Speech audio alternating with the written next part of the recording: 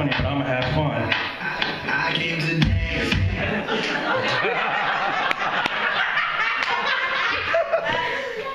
See what I mean? Hello, Kewaunee. I am back. I just got off the boat. No, it wasn't a slave ship. It's been a long journey to come here today.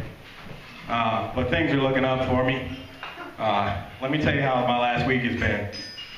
Thursday, I was driving a Kewaunee. Little car. I could sit in the front and back at the same time. Friday, I moved up to a Dodge Grand Caravan. Today, I drove a limo. Things are looking pretty good for me. Let's just say the last time I drove a limo, there was news cameras and, I don't know, police cars as a parade, all in my honor. Now that we got the preliminaries out of the way, let me tell you a little bit about me. I'm standing right here in front of you, talking on a microphone. Yeah, that's about it. Oh, thanks for joining the show, ma'am. Ladies and gentlemen, a late arrival. Stand up, girl, they're clapping for you. Yeah, Tom said I'm originally from Milwaukee.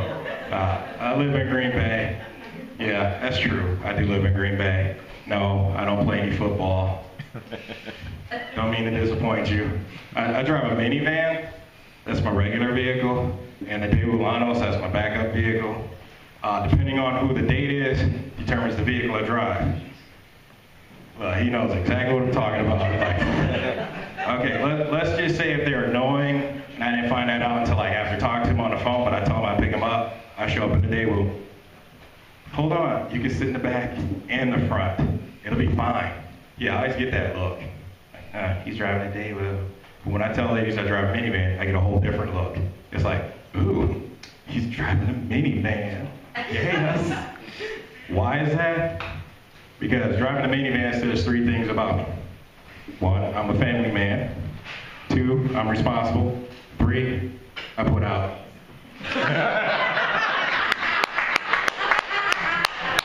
Daewoo says something completely different. It just says nothing's gonna happen for you tonight, my friend. Which I'm okay with that. Anybody fish around here? No? Is there fishing around here? Nobody fishes? Nobody? No? Are there any clubs in? No, I ain't gonna ask that question. No. Is there a Walmart nearby? No? No. I had a lady at work tell me a redneck joke the other day. I'm like, I'm really not Jeff Foxworthy, but go ahead and tell me the joke. And I'm quoting her directly. She said, I was in Duluth, Minnesota last weekend, and I thought this one up all by myself. Lady's like 52 years old. I'm like, good, you just don't by yourself. It's about time you're a grown woman. But anyway, she says, I went to Duluth, and I thought to myself, I might be a redneck if the local Walmart is a tourist attraction. She was on to something. She only tours Walmarts. Wherever she goes, it's Walmarts. But there's a whole different reason she does that. She's a snack hound. So, you know what that is? They just gotta eat chips and Little Debbie's. And I think her nickname in high school was Little Debbie or Dolly Madison. I don't know. I'm just gonna leave that alone. But yeah, she told me that joke. Now, keep in mind, my day job is customer service. I'm on the phone all day long, and I had to transfer a call, and it took her 10 minutes to tell me that joke. I don't care. At least it's not Kewaunee. I'm just kidding. I'm kidding. I love Kewaunee. It's my second time here. Actually, third time here. Second time performing. The first time I drove through. I lived in Michigan for a year. And I don't know, you guys know where Michigan is, right? Just down the road.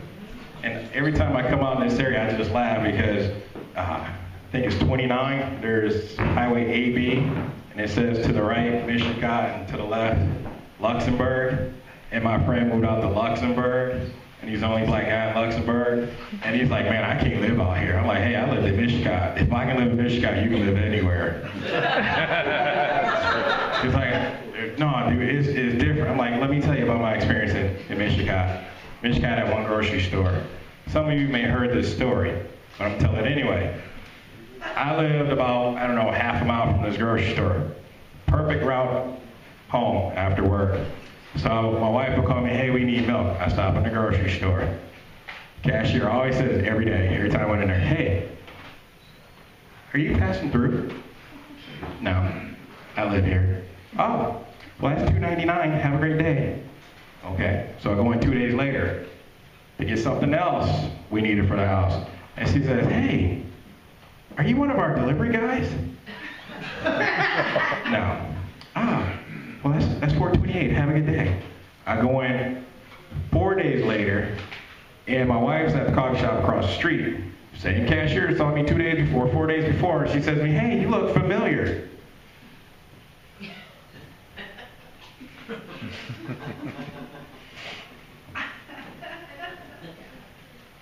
I'm sorry, I didn't hear you. Hey, you look familiar. I'm like, really? I was in here 4 days ago. It's only 2 black people in town. One is retired.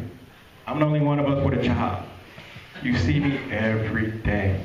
Every day. And let's just say that store's now closed. Michigan Family Market, out of business. Yeah, it was doomed from the start. There was 4 people that worked there, and 2 of them were related. You know how it is when you work with family. It just doesn't work out well. And everywhere I go, I get that you look familiar thing. And it's, I deal with it. I mean, come on, in Green Bay, when they tell me I look familiar, I always go, well, I have the T-bone medium well. And then I get the steak, I eat the steak, and then I just get up and like, it's on the house, right? Yeah, okay. Watch for me on Sunday.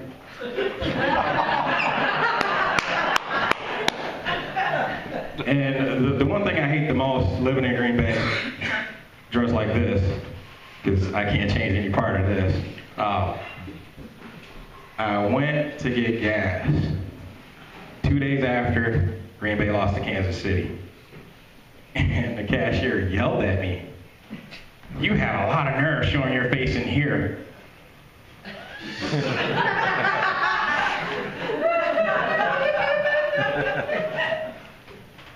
Talking to me? Yeah. I can't believe you guys choke like that.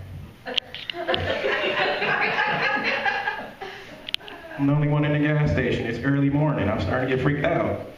He's like, how could you guys blow that game in Kansas City? Yeah, look, lady, I'm just here to pay for my gas. $10, pump 6, the minivan. Yeah, exactly. People are weird in Green Bay. If you don't play football, or if you play arena football. But I can tell you one good experience I had being in Green Bay. Went to a packed club. There was a line waiting outside. And they have this arena football team you may have heard of. It's a little small outfit, Green Bay Blizzard. They're not very good, but they play. And it just happened to be the coach and the starting lineup waiting outside the door talking to the bouncer. Bouncer sees me walking up to the end of the line. Hey, buddy, how's it going? Going pretty good. I walk past everybody. See you on the inside. See you on the inside, right? So as I'm talking to the bouncer, I got the coach, the starting lineup, the Blizzard standing right there, and the bouncer says, oh, they're packed. Go on in, buddy, have a good time. And the little guy, little receiver, Coach, who is that? How come he got to go in before us? Coach, who's that? Who's that? And I smiled from the inside of the door.